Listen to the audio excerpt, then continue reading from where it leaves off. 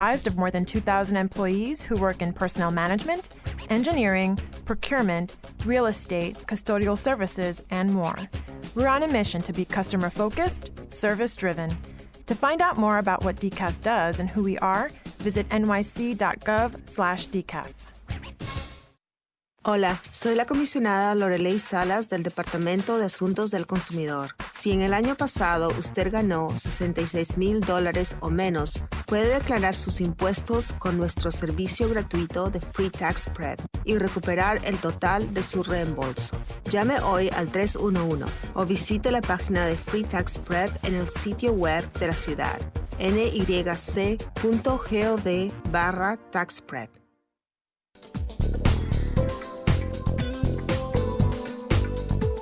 Remember, for more information about New York City government services, dial 311 or visit nyc.gov. This is City Controller Scott Stringer. Your credit score isn't just a number. It's the key to financial freedom. That's why we have a proposal to add rent payments into credit reporting. Making rent count could mean lower bills, cheaper borrowing rates, and higher scores for New Yorkers. To learn more about how to get rent added to your credit score, visit controller.nyc.gov and search for Making Rent Count.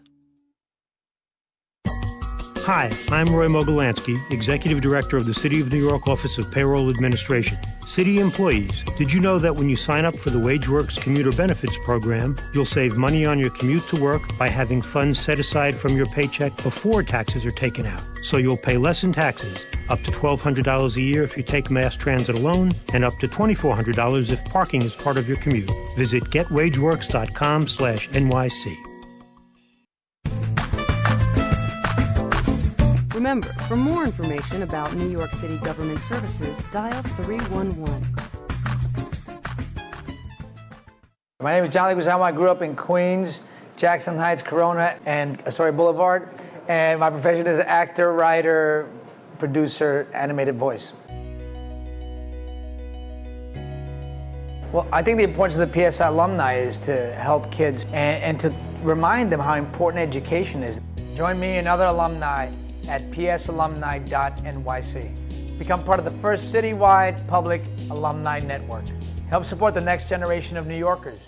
Hi, I'm Bita Mostofi, the Acting Commissioner of the Mayor's Office of Immigrant Affairs. Deferred action for childhood arrivals and temporary protected status are crucial protections for many immigrant New Yorkers, but the Trump administration has put these programs at risk. If you or someone you love have questions about DACA, TPS, or other immigration matters, call 311 and say Action NYC for a free and confidential legal screening. To learn more, visit nyc.gov/immigrants.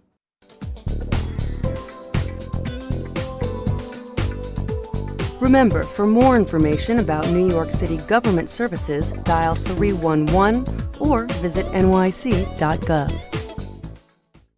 What's up, guys? I'm Prince Royce. Join me and other alumni at psalumni.nyc. PS alumni is important because these are the people that are able to make it, and they were able to go through, through high school, through college, get jobs, and are able to kind of connect with those kids that are struggling with obstacles and maybe don't know what they want to be when they grow up. So I think that PS alumni is definitely important to have people that can really connect with these kids that are going through what all of us go through in high school. The Mayor's Office for People with Disabilities now has a direct video conferencing line for people who are deaf or hard of hearing, ASL Direct. ASL Direct connects users to an information specialist fluent in ASL that can provide information about New York City services. If you have a friend, family member, or neighbor who is deaf or hard of hearing, let them know about ASL Direct. Help us spread the word. For more information or to get connected to New York City government, visit nyc.gov/ASL. That's nyc.gov/ASL.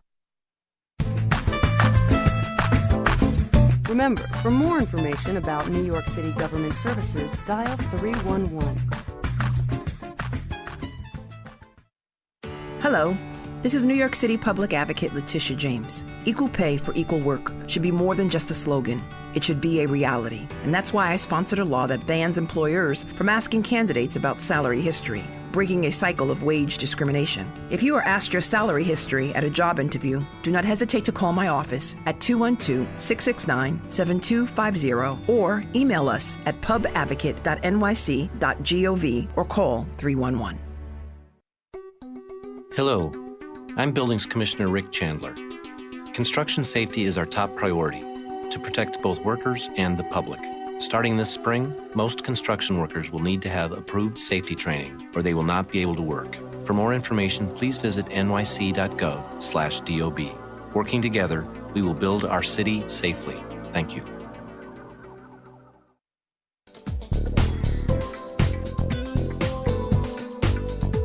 Remember, for more information about New York City government services, dial 311 or visit nyc.gov. This is New York City Comptroller Scott Stringer. As New Yorkers, we know that diversity makes us stronger. The truth is, immigrants help power our city's economy. They earn $100 billion in income, pay billions in taxes, and own more than 83,000 small businesses. We all have a responsibility to stand up and protect our neighbors, and that starts with being informed. To read my report on how immigrants contribute to New York's economy, visit comptroller.nyc.gov. Hi, I'm Al Weber, Director of NYC Open Data. Every time you call 311, register for a city permit, or see your streets cleaned, you're seeing your government at work. You're also seeing the creation of public data. Did you know that there are over 1,900 such data sets available to the public on the NYC Open Data portal? We believe that every New Yorker can benefit from open data, and our portal gives you the tools to fully participate in a data-informed city. Get started by visiting nyc.gov/opendata.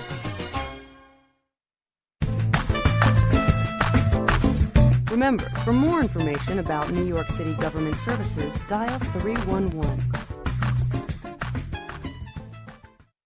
Hi, I'm Eric Landau, president of Brooklyn Bridge Park. Join us on the beautiful Brooklyn waterfront, where you can kayak along the river, shoot hoops on Pier 2, barbecue at the Picnic Peninsula, ride the historic Jane's Carousel, or just take a leisurely walk through the park. Brooklyn Bridge Park has something for everyone. And there's more to come next summer when we open Pier 3, the final pier to be converted into parkland. For more information, call 311 or visit brooklynbridgepark.org. See you in the park. I'm Harriet Taub, Executive Director of Materials for the Arts, a city program that each year collects millions of pounds of donated items and provides them to public schools and arts organizations in neighborhoods across New York City free of charge. Our donors, volunteers, and members reduce waste while giving these materials a second life, fueling the city's creative engine. Find out how you can get involved this Earth Month by visiting nyc.gov/MFTA.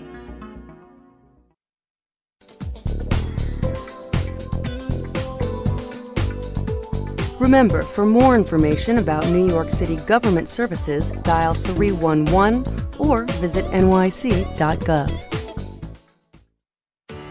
Hello, this is New York City Public Advocate Letitia James. Every New Yorker deserves to live in a safe and decent home, but too often residents are forced to live in dangerous conditions and face illegal harassment by their landlords. If you are having problems with your home or your landlord, please call my office at 212-669-7250. Email. You get used to it. Thank you.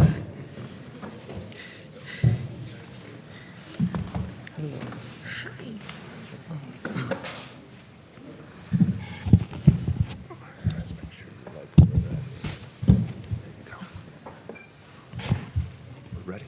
Oh, like now? Now. Dive in the deep end of the pool. Oh my God. Good afternoon. Hi, guys. My name is Marisa Robles. I'm from Bushwick, and welcome. I'm nervous, so you gotta excuse me. I've been living here for 16 years with my son. He's 4. His name is Romello.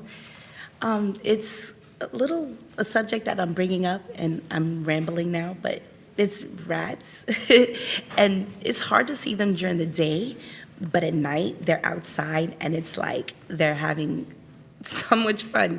And it's scary, because they're in front of where we're supposed to be able to bring our children to play. And it's, the kids don't want to play there, so we can't be here. So we go far, to other neighborhoods, to other parks, and it's pretty nice that Mayor de Blasio and NYCHA is trying to do something about it, you know, because it's about time. That's it. That makes sense. It does? Yeah? You got anything you want to add, or are you good? Is that what you wanted to say? Yeah. All right, you did good. Thank you. Thank you. Thank you, Marisol.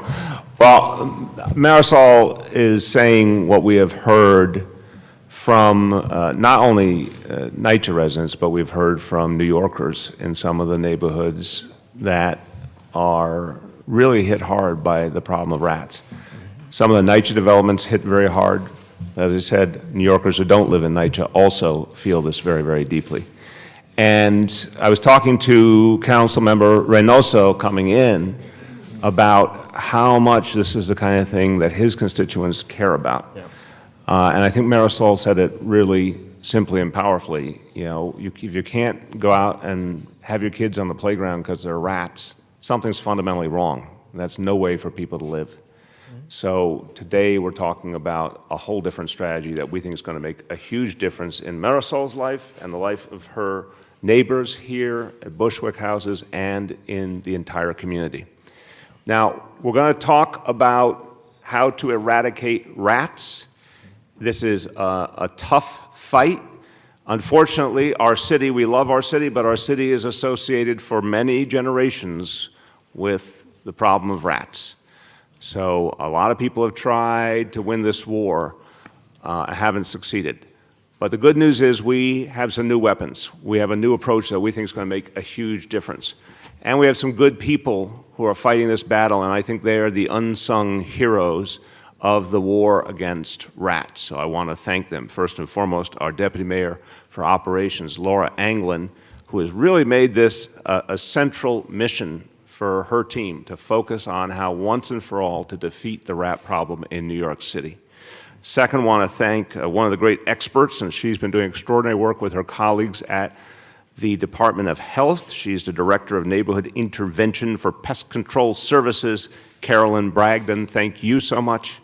And, of course, the Sanitation Department plays a crucial role. I want to thank the Chief for Brooklyn North from Sanitation, Jarrett Scotty. Thank you to you and to all of your colleagues who are fighting this war.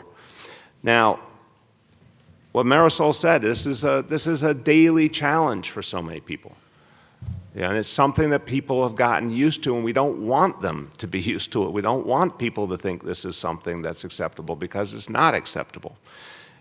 The reality for so many people in this city is you wake up in the morning, you go out on your way to work or school, and a rat crosses your path. That's like your Good Morning New York, right? There's a rat right in the middle of your life. You don't want that. It's not acceptable. We don't want to live that way. We don't want to have kids on the playground think it's normal to see a rat on the playground. It's not normal. It's not acceptable. And our vision is how to get to the core of this problem. This is what we're talking about today. Not just exterminating. Extermination is something you have to do, but it doesn't solve the problem. We want to go a lot deeper.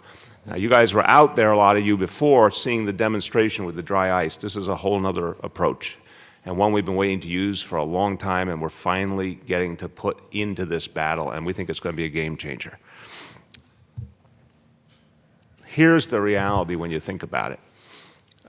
We've talked a lot about wanting to make sure this city is all it can be. We love our city very deeply. New Yorkers are so proud. We believe, and we believe for good reason, this is the greatest city in the world. Well, we want to make sure that the greatest city in the world is the worst place on earth for rats. That's the bottom line. We want to make this place that was too easy for rats to live in the worst possible place for rats to live. And it comes back to this new plan we put in place. So we announced last year a $32 million attack on the rat problem. And it's very clear, I want to make sure everyone understands this, you can't just exterminate your way out of the problem.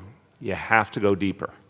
And that's why we are going at the root of the problem, which is where the rats live and where their food comes from. You got to go at all three realities: the food, where they live, and you also have to exterminate on top of that. And this is what you're going to see us do more and more from this point on.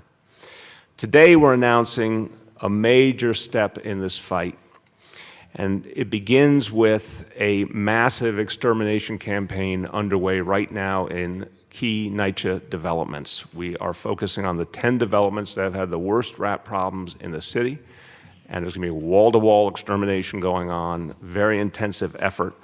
But that's just the beginning. Much more important is going to the root of the problem, and that's going at the boroughs, and that's spelled in this case B-U-R-R-O-W, not like the 5 boroughs, the boroughs where the rats live.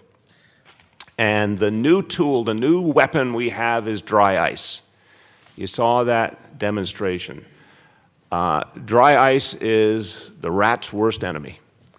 And we have been seeking the opportunity to use it. We needed certain approvals to do it. We got them, and now we're in action with the dry ice. It's going to make a huge, huge difference. That is a crucial part of the strategy, but we also got to take away the food that the rats eat, and that means we have to handle trash differently. So we're going to distribute in these NYCHA buildings new trash bins that will help the residents when they put the trash in the chute to make sure all the trash goes down the chute, nothing is left out on the floor, nothing spills over, and becomes... Thank you. Thank you.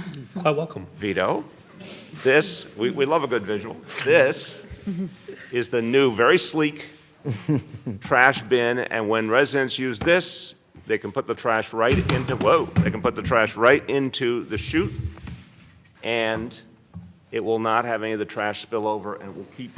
Actually, well, maybe we present this to Marisol. Marisol, would you like your brand new trash bin? Yay. This is very nice. You're supposed to say it's every girl's dream. Oh, and it's every girl's dream. It's my favorite color. Excellent. Thank you. Thank you, Vito. So that's another big part of the strategy. The last part of the strategy, and this one blew me away when I first heard it. I could not believe my ears. The last part of the strategy is to cover over and put cement where there used to be dirt floors in NYCHA buildings. So the basements of some NYCHA, this is how long ago these buildings were built. The basements of some NYCHA buildings are dirt basements. There's nothing between the rats and the rest of us but dirt. Yeah. So these big dirt basements in a place where a lot of people live, where there's a lot of trash, it's like the penthouse apartment for rats. It's like the perfect environment for rats. I don't know how decades and decades passed and these basement floors were never covered over. I don't understand how that is possible, but that is in fact the reality. So the plan we have will cover all of them, will make sure that there's cement under all of these buildings so there's no longer dirt floors anywhere. We'll do half of them this year, the rest will be done next year. There will be no longer any dirt basements in these NYCHA buildings when we're finished. And that's going to close off one of the most important paths that rats use to get into the buildings and to do such horrible things in terms of people's lives. So, look, I want to be very, very clear. Long battle ahead against rats. They've been here a long time. They've been a bad part of New York City life.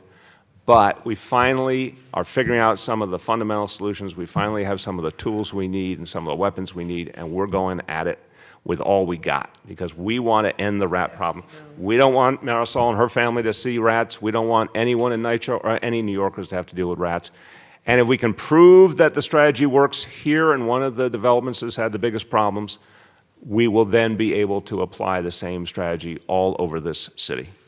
So we're very, very excited about what this means today. This is a beginning, a major step towards a rat-free life for New Yorkers. And Marisol, you deserve it, and all of your fellow residents deserve it. Let me just say a few words in Spanish. Los neoyorquinos se han visto obligados por demasiado tiempo a aceptar las ratas como algo normal en sus vidas. Esto es especialmente cierto para los residentes de viviendas públicas. Hoy anunciamos un plan para acabar con las ratas en los edificios con más problemas de NYCHA. Todos los neoyorquinos merecen vivir en una ciudad limpia, saludable y libre de ratas. Free of rats. That is the city we want. And I want to now turn to a man who is battle-tested in the fight against rats. In his previous work at the Housing Department, Vito had to lead the way many, many times to get landlords to fix their buildings and make them decent and habitable for people, and many times that meant taking on the rats. He is a proven rat fighter. The new general manager of the Housing Authority and someone who is up to the task at hand. General Manager Vito Mastacholo. All right, Vito. Thank you very much. So hopefully there's no correlation between you announcing me as the general manager and the topic. Yes. Okay. We didn't plan that. Appreciate that. So good afternoon, everyone, and thank you for joining us here today at Bushwick Houses, home to over 2,800 NYCHA residents. Mr. Mayor, welcome back to Bushwick Houses. I understand that this is not your first time here. Correct. As a matter of fact, in 2016, the mayor was here for the completion of over 300 LED new light fixtures that were installed under MAP, which resulted in a 21% reduction in crime here at Bushwick. In addition to this particular center, you also announced that we had extended hours.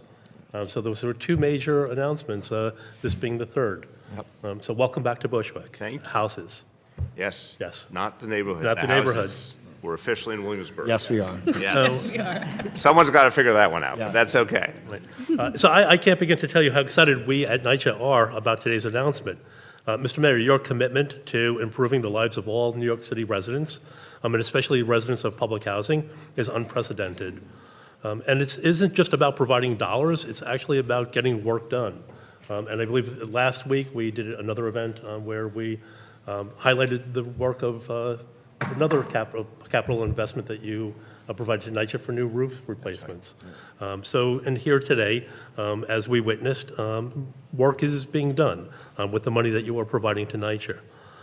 That work translates into better living conditions and a better quality of life for all of our residents.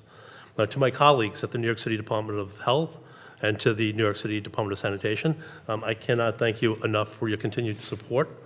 And to Councilmember Reynoso, as always, you've been a real true partner and a supporter in all that I have been doing. Thank you. Thank you. So our announcement and our commitment today is to be a real partner in the Mayor's rat reduction program, addressing conditions in 10 developments identified by the program. Our goal is to reduce the rat population by 70%. Wouldn't it be great if we can eradicate rats entirely? Sorry. That was a dad. I had to throw that one in there. I'm sorry. Don't give up your day job. So to be clear, though, our staff, our exterminators, our caretakers, have been doing an incredible job. And if I can just take a minute, there are a number of NYCHA staff here, and I would really like to recognize them all for their incredible efforts. So if the NYCHA staff can please raise their hands or stand up. Stand up, NYCHA staff. It's important to be recognized.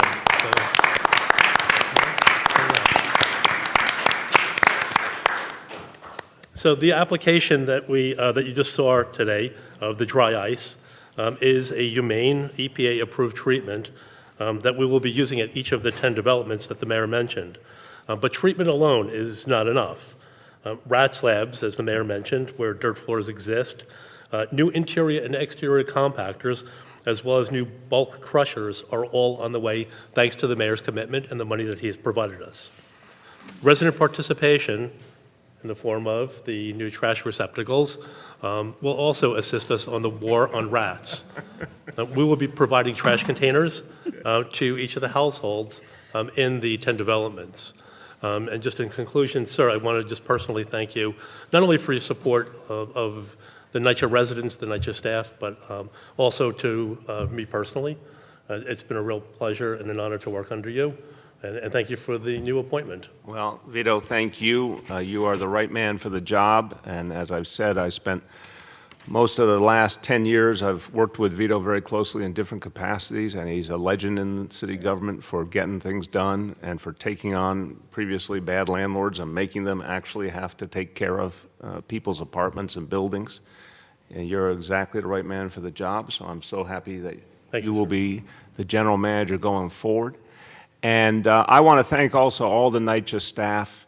I've said many times, your job is not easy. You've done extraordinary work. You had a really tough winter. You kept things going despite tough odds and old equipment. You guys did a great job. I want to thank everyone. And, you know, it may seem like thankless work, but let me be one of the people to say thank you to all of you for what you do. I want to turn now to Councilmember Antonio Reynoso. He has been a big ally in this effort, a big booster of what we're doing here. He also has been the sponsor of a crucial piece of legislation that will help us fight the rat problem. And he's an expert because he spent 4 years as the chair of the Sanitation Committee, so he knows a lot about what it takes to keep this city clean. Tough job, but we are finding a way. Councilmember Antonio Reynoso. Thank you, Mayor de Blasio, for being here again. And it's a breath of fresh air to have you back in the community and in Bushwick houses. You're in the location that has issues that need to be addressed, and you're not running away from it. And the rat problem is one of those problems. Just for the folks that saw the trash can and thought it was maybe too small, the more frequent that you take out your trash, the better it is in your home. You take it out, you don't let it pile up. And also the actual compactors in Bushwick houses are tiny. You can't fit a large bag inside of them. And what people tend to do is leave the trash on the side in the compactor room instead of putting it in the compactor. So those things are important to put in perspective when you see the small trash can. The cementing of the floors in NYCHA. No one would ever think that, to go down there and actually do that, but we're actually going to do that. And it happened in Highland houses, and the reduction of rats that we've seen there is second to none. I think there was a time where I had a person tell me they saw 4 to 5 rats an hour, and now if they see a rat a week, it's something. So it just shows that the work that was done in Highland houses is significant, and that we can mirror that here through this mitigation plan. So I'm excited to see it happen in a larger development, a much larger development. Highland houses is one building. This one is a much larger development. Then also want to speak to the work that sanitation is doing.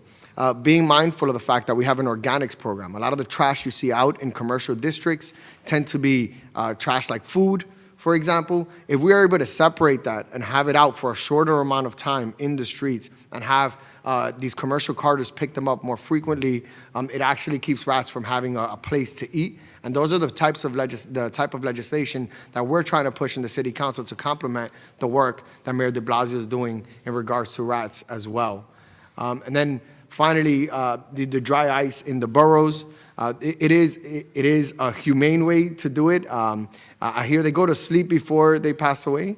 And then they stay there, and then they just, ashes to ashes, dust to dust. They just become a part of the nature of the dirt or the ground. Again, I've seen this work. I'm very happy that it's happening in Bushwick houses. This is not an extermination plan. This is a bold, comprehensive look on how to address a problem that New Yorkers care about. And this non-half-step approach is exactly what we're looking for as New Yorkers. And Mayor de Blasio, you're following through on that.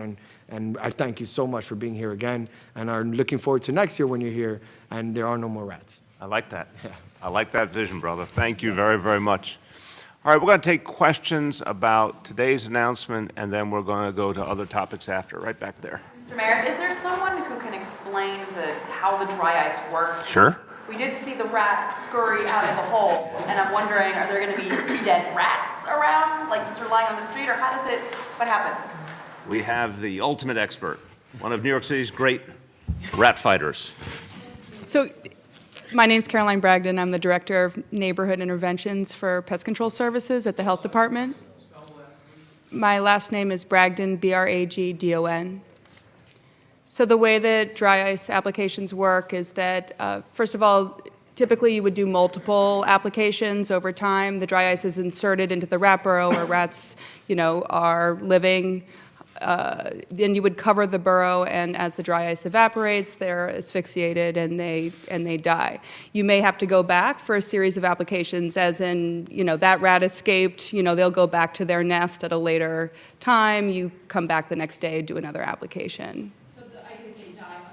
Exactly, in their nest and decompose there. And how quick just to clarify, how quick from, because I heard it outside, but I'd like you to describe it. If they're in the borough and the dry ice is put in, and they get exposed to the fumes or whatever you will describe it, how quickly does it all happen? Maximum couple hours, but really not a long time at all. So it's a short amount of time that they'll pass away, and then whichever rats escaped or wherever the application isn't working, you would come back the next day and do a second application. And you would continue that series until no boroughs open up again or until the boroughs are eliminated. About, I guess it was a year ago when you had the initial kickoff in Chinatown, one of the things that was rolled out then were trash cans that stayed closed when they're not in use. And almost immediately following that press conference, I remember seeing pictures that New Yorkers posted on Twitter in parks of those trash cans being full and then garbage being loaded up next to them. So do you have any update on how successful that has been working? I know that's sort of been a broader part of the rat reduction program, and how, measures like these trash bins, et cetera, they only go so far if the trash is still piling up. So I'll start and I'll turn to the Deputy Mayor. So first of all, I wanted to separate that. It's a very good question, but I want to separate it. Sort of the strategic approach here is somewhat different, because here we have the problem of the basement floors, we have the problem of the trash chutes that needed to be addressed, and obviously we're using the dry ice because we have very specific sites we can use that in. So that's the thrust here. On that previous part of the announcement, remember the notion of those bins is they compact, so they have a lot more capacity than a typical bin. But we also, it's on us to make sure that if for any reason that they need more frequent pickups or we need more trash bins, that we keep up with that. So, Deputy Mayor. That's it exactly. We saw the same thing, especially in certain parks with high population and visitors. So we worked with the Parks Department to do more pickups. They had more staff that they hired, and we will do the same thing this summer. We also do it on intersections where we know are very busy with tourists or workers. So we're monitoring that, and we deploy as needed. Okay. Yes, Aaron. This is part of the $32 million. Do you have how much specifically is being spent on the 10 next developments? Laura, you want to speak to that? I don't have the exact number on the 10 NYCHA developments, but we can get that back. It's within the 32. Within the 32. Oh, I'm sorry. So with NYCHA, $16.3 million is being invested in rat pads, and then $8.8 million for the interior compactors, exterior compactors, and bulk crushers. So roughly 16.3 plus 8.8. So, and if I can add to that, what that equates to, that's 42 rat pads in the developments that the mayor mentioned that currently have dirt floors. That's 228 interior trash compactors, 43 exterior trash compactors, and 5 exterior bulk crushers. And they're all in the way. Amen. Amen. Yes. We're live on Facebook again. Big complaint among our viewers, and they're all listening and watching. Now, we were at the Brook Island houses yesterday. Rats are taking over their development, 30 buildings strong. From goes here, the president. What is taking so long? I know $32 million, 10 developments, but so many people right now need this. What's the strategy after the 10 developments? Well, we want to make sure this strategy works, and if it works, we're going to go farther. It's costs real money. We have to make sure we have the money to support it, but our goal is to take this approach and spread it as widely as possible. Is it a health hazard in these communities? No, the rats or the dry ice? Rats. It's very clear. I think you heard my opening. We don't think rats are acceptable. We have to make sure this strategy works, and if it works, we're going to take it a lot farther. Blasio, good afternoon. Good afternoon. 2 questions. First of all, how did you identify these 10 developments? What type of rat census is there, or how did you assess the number of rats in each of these developments? And then secondly, you alluded to the approval process at which you all were able to institute the dry ice. So can you speak to those 2 things, please? Yeah, I'll turn to the Deputy Mayor on how the assessment was done of where the biggest challenges were, and obviously the General Manager as well. Sure. I just wanted to finish the approval I mentioned. I think this was true when we made the original announcement that Grace alluded to. we had been wanting to use the dry ice. We needed, I think it was EPA approval, is that right? It was. We had to get EPA approval. Right. And that's been a game changer that now we have the formal ability to use this on a wide scale. So if you, just on following up on that, Mayor, if you recall a couple of years ago, we started using dry ice along with Boston and a couple other cities. Hugely successful until the EPA found out about it and said that's not a registered pesticide, you cannot do that anymore. So when the mayor asked us to look at how we could create a program, we said, well, it's been a couple of years, let us go try to ask the EPA if they would work with us on this. So we worked with the State Department of Environmental Conservation, and I have never seen something get approved so fast and allowed to be registered as rat ice, which is what it's registered at. And the manufacturer said we weren't prepared to produce it. So it took us we got a little bit delayed, but it was very super fast to get that done. Oh, it's done now. It's done now. Oh, I think it was about 8 months, maybe. It wasn't that long, but we were so excited that we got it done immediately. So, so I think that was just one thing I wanted to add on top of that. And the backup question was, so, you know, we look at borough counts is a big thing, and also surveys, surveying, you know, residents. And I'll turn it over to Caroline, but where we talk about these 10 developments, there's over 60 that were within this program, but we chose these 10 to highlight, and I'll turn it over to Caroline to discuss how that process occurred. Yeah, so back in June and July, when we were preparing to launch the Neighborhood Rat Reduction Plan, Health Department deployed inspectors to survey 62 NYCHA developments, and we used those surveys to determine those that had the highest borough counts, but also other signs of rat activity. How many rats do you think are in a development like this one? You can't really do a rat census. There's no way to count rats. What we do is we count boroughs and borough systems. So in any borough system, there could be anywhere from 0 to 12 rats living there. So you can estimate the number of rats in a location. How many boroughs then? Right now, they're actually have made huge strides at this development already. They started off with a borough count of 129, and they're way down. I think we were at 19 in our April survey. So 129 is pretty much the average for the 10? 129 borough systems were counted. We usually get kind of guesstimate there could be about 10 rats per borough. Now, the question was, when you think about the 10 developments. Oh, I see. Is 129, would you say that's typical if you had to do your best to estimate, or high, low? I would say NYCHA developments range massively in size. So as the council member noted, Highland is one building. Marcy Houses, which is another one of our priority sites, is many more buildings than that. So it really depends on the size of the development. But this one started again at 129 boroughs in June when you announced the program. June last year, and what now do you think? 19. 19 left. Due to this, it's not just dry ice, it's all the efforts that NYCHA staff have made in terms of cleaning, garbage management, traditional borough baiting, rodenticide treatments, and overall infrastructure and maintenance. If I could... I'm sorry, just feel comfortable giving a range of these, like, of borough systems. I know they vary in size, but so we can kind of aggregate that for our viewers. Right. You know, what's the range of borough? Let's say this one. I ask the same kind of questions when I'm in budget meetings and things. What's the least you've seen at one of the NYCHA developments that we're focused on? What's the most you've seen? The least is 0 to 5 boroughs. Most is 800 plus.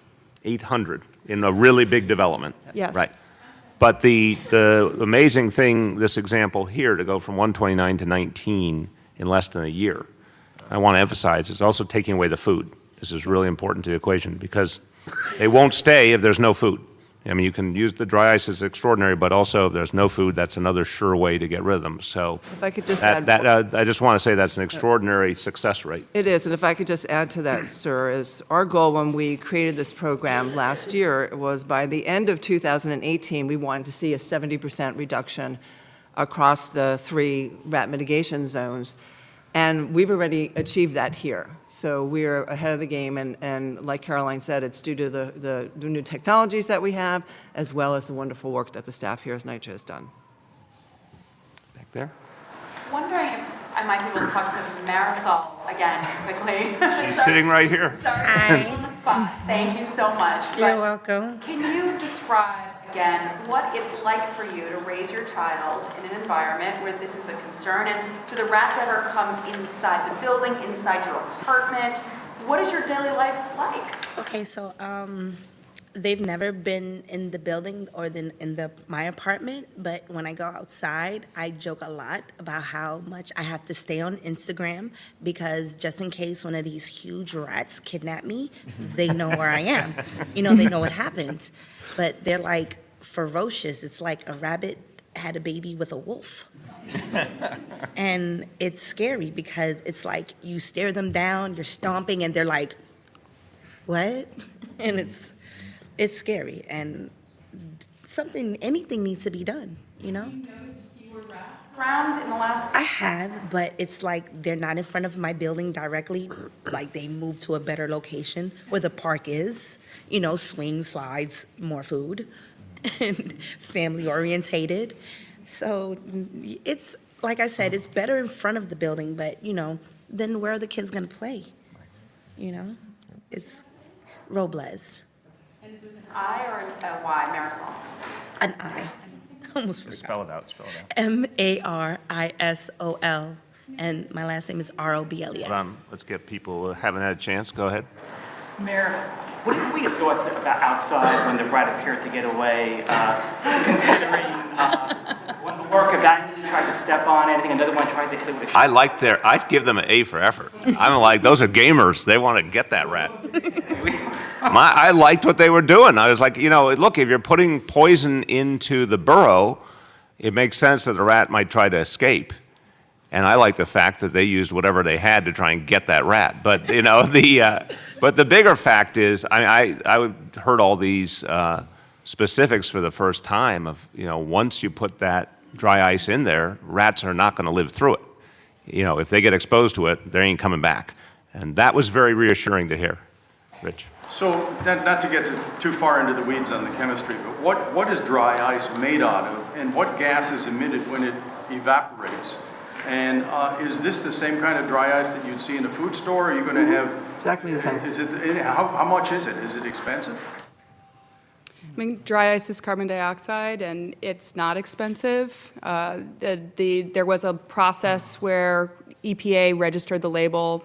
The label that we're using is rat ice. So we are buying it not as, going to a bodega buying dry ice. We're buying an EPA labeled registered product called rat ice. But the primary ingredient is carbon dioxide. Just explain again what it does to rats. Just help explain. As the dry ice evaporates, the carbon dioxide is asphyxiating the rats in their burrow. That's why it has to be covered. But that's also why there are label restrictions for use, so that you use them in closed earthen burrows, away from buildings, away from subway grates and things like that. But Caroline, just so we can, it evaporates means it spreads out through the burrow. Dissipating through the burrow system. Right, so basically, and then they just can't breathe. They breathe it in, they go to sleep, they can't breathe anymore. Exactly. So it's quick. Safety precautions. Yeah. An abundance of caution. Right, because remember, they're handling it all day long. You are often critical of the Trump administration, and it sounds... Okay, where is this going? Like, that is true, but I'm like, show me the bridge to this question. Okay, well, it sounds like the EPA... Okay. The president has swiftly approved the use of dry ice, and I'm wondering if you have any praise for the EPA for their decision. I do. And if this is some area of common ground. Thank you for asking. Even a broken clock is right twice a day, right? No, look, I disagree with a lot of things the Trump administration is doing. That was to the Trump administration, not to you. I disagree. I disagree a lot of things the Trump administration is doing. I disagree with a lot of things the EPA is doing in terms of, reducing regulation that protects the environment. I think that's a huge mistake. But I think in this case, to approve something that is safe and is effective for killing rats, rats create a real health problem for people in New York City. We have to do something about it. This is the best way to do something about it. I'm very happy they approved it so fast, and I commend them. This is a good thing they did, because it's now allowing us to make people's lives better. So yes, I've always said, the same thing I say about Albany, I'll praise them when they do something good, So they did something good here. Things besides rats, I mean, like roaches or Good question. things you'd want to get rid of? It goes in the borough, so that's the only. Roaches or other pests? No, I mean, and actually the reason why we're so excited about dry ice is because there's much less of a risk of secondary poisoning for other kinds of wildlife than with traditional burrow baiting. So we're actually thrilled that there isn't a risk of harming other wildlife. It wouldn't work like, say, on a rabbit or a squirrel or anything like that? A pigeon? No. If they were underground and buried in a burrow and we put If it they in were there. in that burrow system, yeah, maybe. Yes, sir. There was at the Patterson houses in the Bronx, dirt floors as well, A where little louder. at the Patterson houses in the Bronx, there were dirt floors, and they were found dozens of rat burrows. I don't think that one is on the list. I'm just wondering, is anything being done there, or has it been handled separately? Let's clarify. What's the total it's going to get the dirt floors covered over? 11 developments, and then there's various buildings within those developments. Right, a lot of buildings. A lot of but- buildings within those developments. So these are the ones with the biggest rat problems. Within the rat mitigation zones for the plan that we kicked out last year. And then we would go farther. So Correct. again, I want to emphasize, this is a very important priority, but also costs a lot of money. But our goal is to keep going farther. We believe this strategy is going to prove itself to work, and then we will keep investing in it and go farther and farther throughout not only the NYCHA buildings with things like putting in the cement floors, but all the other strategies we want to apply to more neighborhoods as well. But this is something, ultimately, I just want to give people context. If you keep applying this all over the city, you're talking ultimately hundreds of millions of dollars. This is a very big challenge. Go ahead. So then, that's what Janet Jackson, not the singer, is asking on Facebook. Lower East Side, she's hurting, and she also wants to know who's the project manager, who's going to be the go-to person? Is it Vito that's going to oversee this? In terms of public housing, all operational activities are supervised by Vito. In terms of Health Department, Caroline. But Lower East Side is one of the areas that is a priority for New York City writ large. It's one of the three most important areas we're focused on in terms of need. Blasio, when this was implemented in Chicago, there was a little pushback. Which piece when you say this? I'm sorry, the dry ice component. Okay. PETA has been known to protest this as an inhumane way to approach the rat infestation.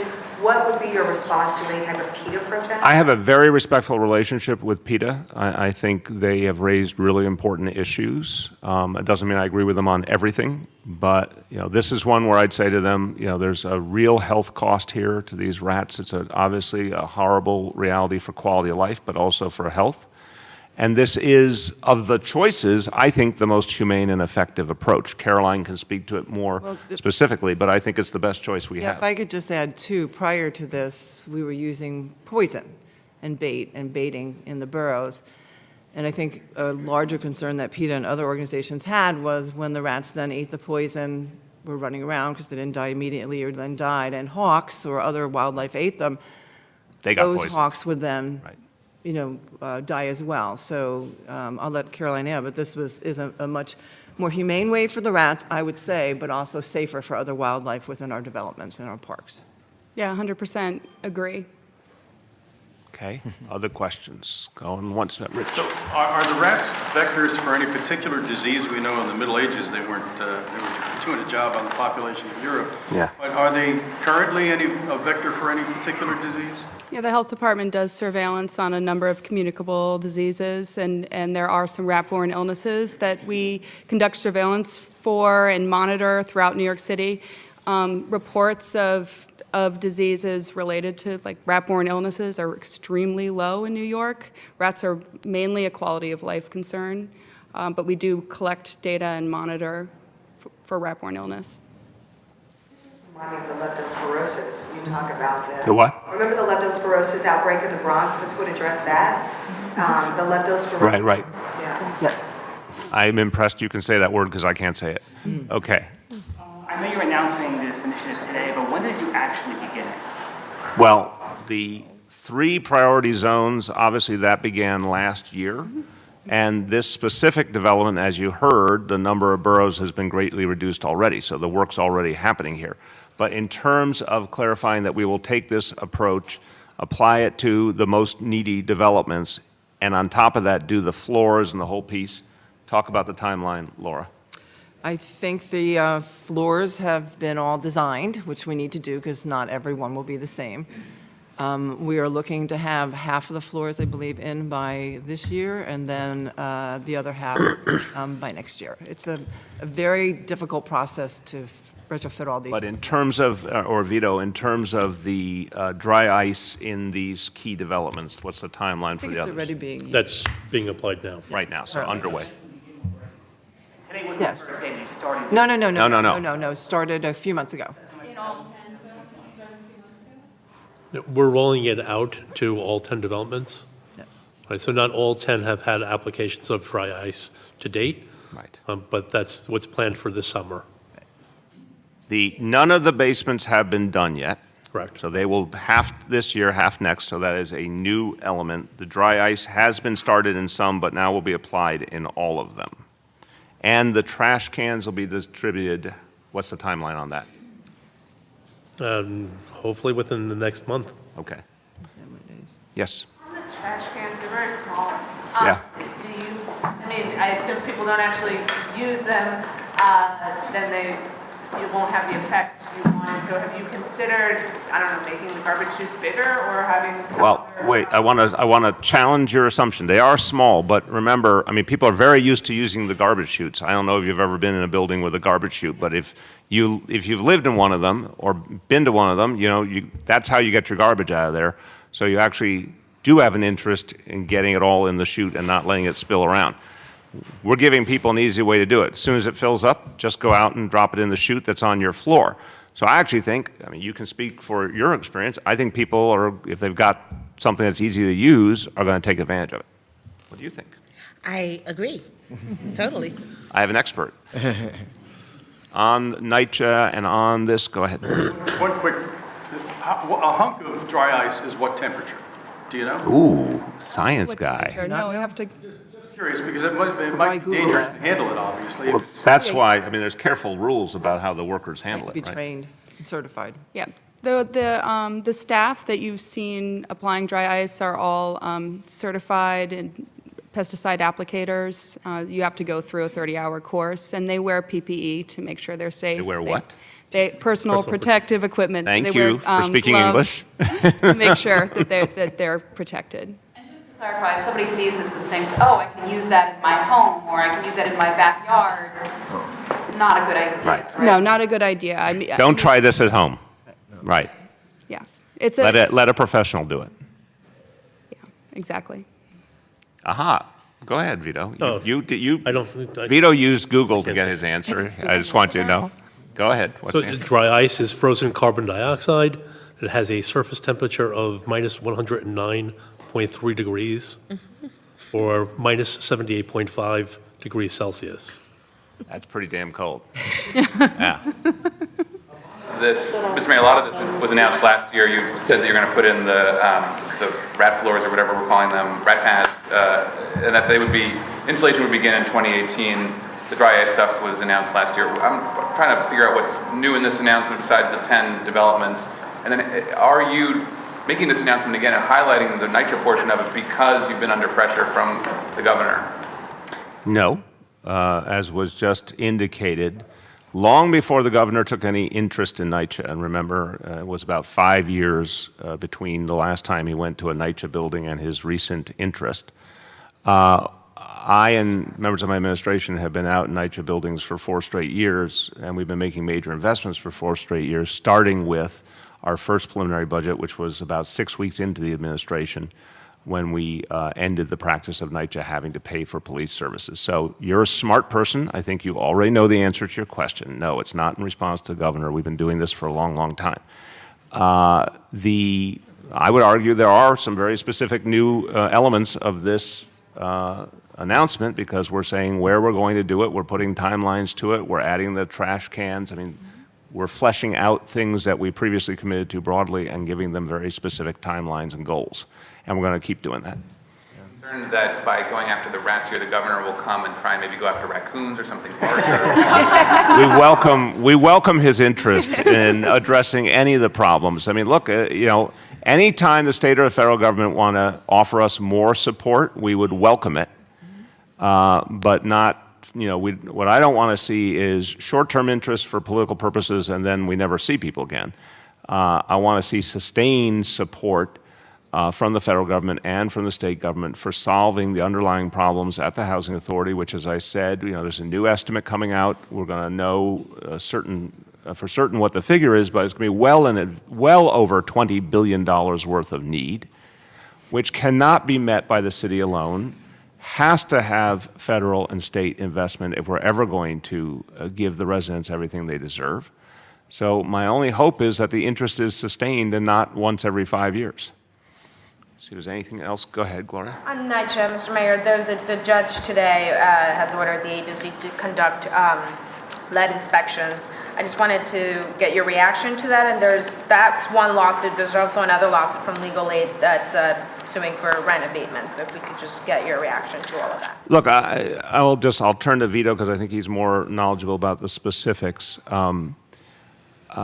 And I will caution that I never go into too much detail when talking about a lawsuit against the city or any agency. But fundamentally, we have committed a huge amount of resources to solving these problems. Obviously, we've inspected every pertinent apartment that we knew of twice over now, and we're now in a second round of mitigation, and that will be annual from this point on. So I don't know what the judge specifically is looking at. I only know that without anyone instructing us to do it, we're just doing that. We believe it's the right thing to do. We believe it should have happened and should not have been discontinued in the previous administration. So it's very clear, as long as I'm here, you will have annual inspections, annual mitigation. We'll pay whatever it takes to do that. We also are trying to solve the heat problem at its core.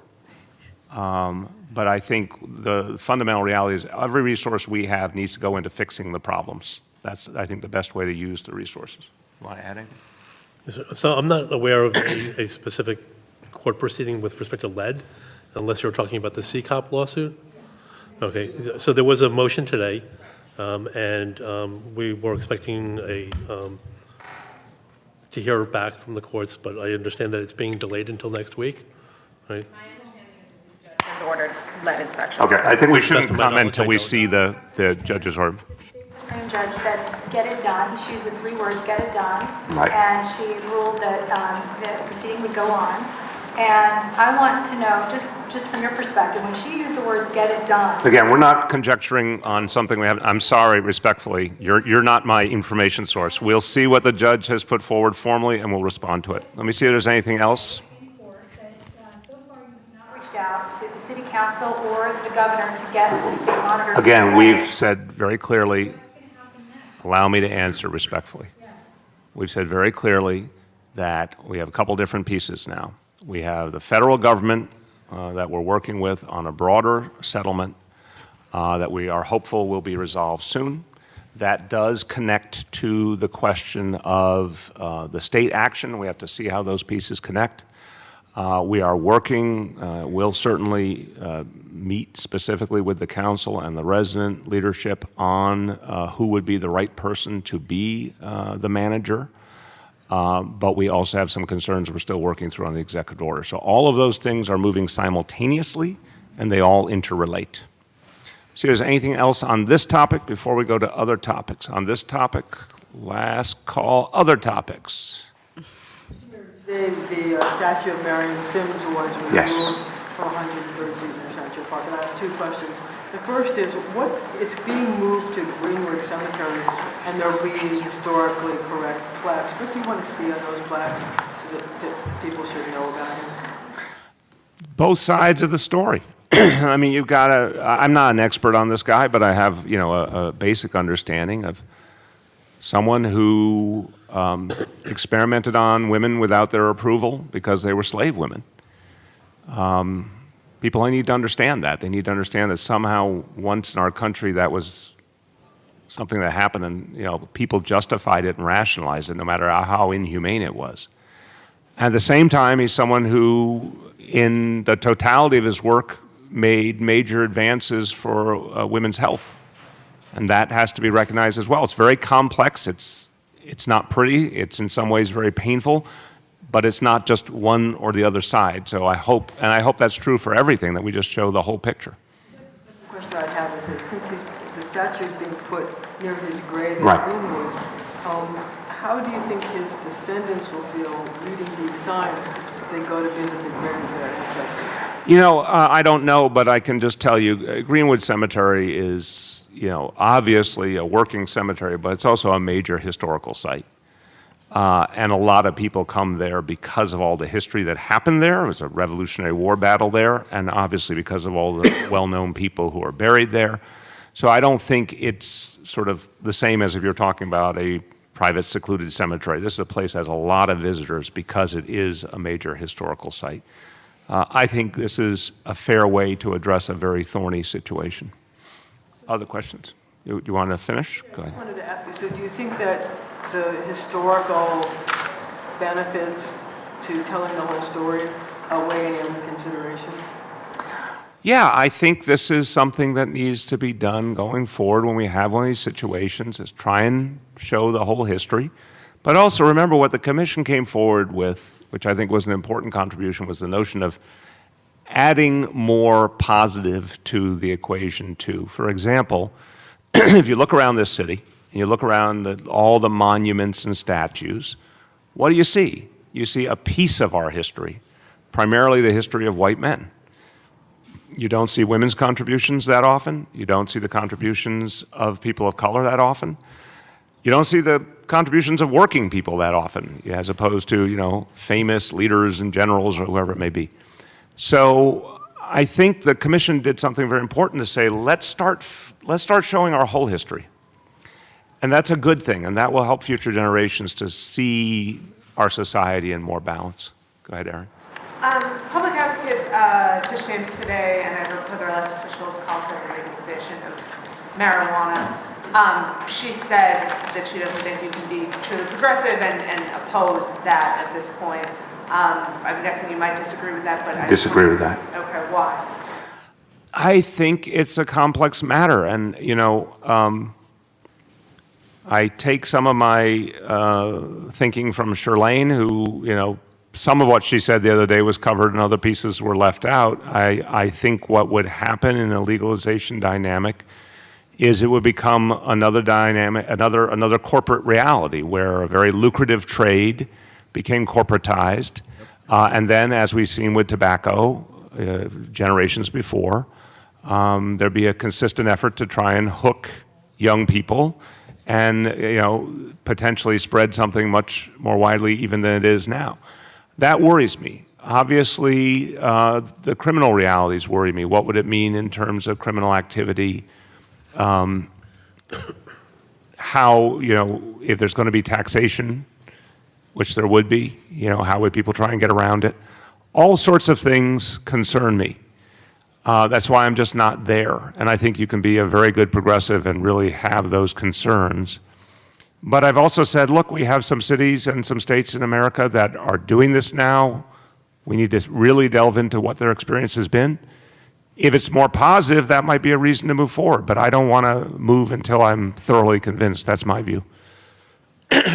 So the Working Families Party has endorsed Cynthia Nixon. I'm wondering what you think that means, if you're concerned at all that a Republican could win if she remains in the WFP line, and then also how this endorsement influences your thinking moving forward.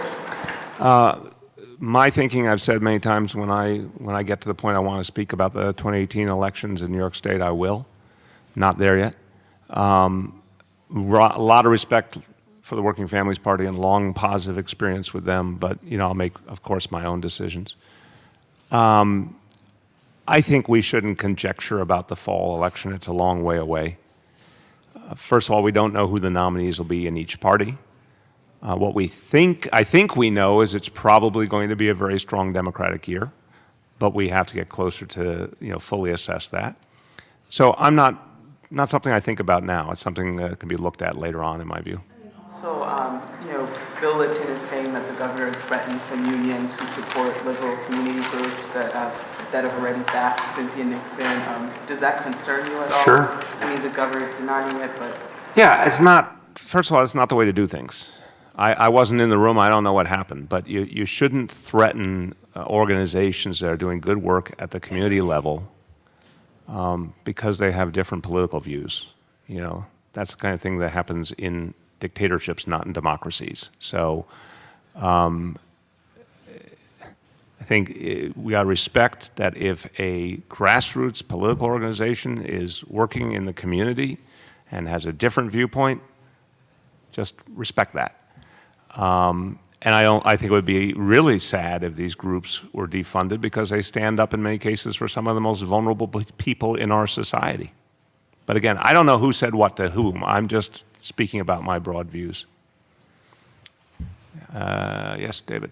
Just to follow up on the Cynthia Nixon Cuomo race, I mean, is there a chance that you would just sit it out?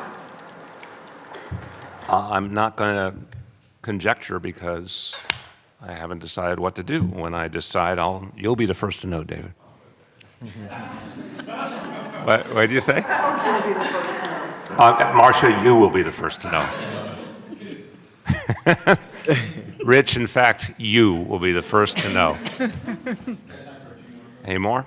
Go ahead. Serious question on that, though. I mean, do you get the sense that you're being punished for things that she's doing by the governor? No. I mean, I don't think there's anything particularly new in my relationship with the governor. And I keep coming back to what I'd like to see is fairness for New York City and the people of New York City. Just keep coming back to that. And it should not be about anything else. It shouldn't be that, you know, what I think on any particular issue or any particular statement I make is the way these decisions are made. It should be about what's right for the people in New York City. And I wish that was the coin of the realm in Albany, but that is not the case right now. When you're saying you haven't decided what to do, that's a little different than saying, you know, when I have something to say, I'll say it. So can you tell us I don't about... actually think it's that different. But you haven't made up your mind about who to support. It's literally the same statement. When I have something to say about it, I'll say it. At all about sort of how you intend to make that decision, and if you'd draw on I have your a matrix. You'll be the first to get it. wondering if your experience in endorsing in the Democratic primary in 2016 will have any bearing on sort of how you view this race or your thinking about it. Look, I think it's fair to say that every election year I go through teaches me lessons. I think it's not about my experience with the endorsement in 2016. It's my experience with 2016 has really changed a lot of the way I think, because I think the whole country changed. I think the whole approach to politics changed, and I didn't see it coming. I'm very confessional on this point that when Bernie Sanders started running, I did not think for a moment it would turn into what it turned into. But our politics has now changed. And I think we have to understand that. And for a progressive like me, it is a time of tremendous possibility. I mean, for all progressives, there's an extraordinary moment right now. And a lot of things are changing. And the approach is changing to how we go about politics. That affects my thinking. That does not lead me to a specific conclusion. Again, I'm going to think about everything and I'll decide at some point to speak to the elections in this state. But I think 2016 changed the entire ballgame from my point of view. Do you intend to have a conversation with Senator Felder about? I have not. I'd be happy to talk to him because I really think he should rejoin the Democratic Conference. And, you know, I'd be happy to make that case, but I have not had that conversation with him. Two more. Related to the 2016 question, Governor Cuomo's campaign spokeswoman says his views are in lockstep with Bernie Sanders. Said his views are in lockstep with Bernie Sanders. One of Sanders' advisors then came out and used some colorful language to say that wasn't true. What's your opinion on that? Do you? That's for them to define. I don't define that. I mean, I can't speak for someone else. Last question. Have you had any conversations with Bernie Sanders about the upcoming governor's race and if he should support Cynthia Nixon perhaps? Thank you.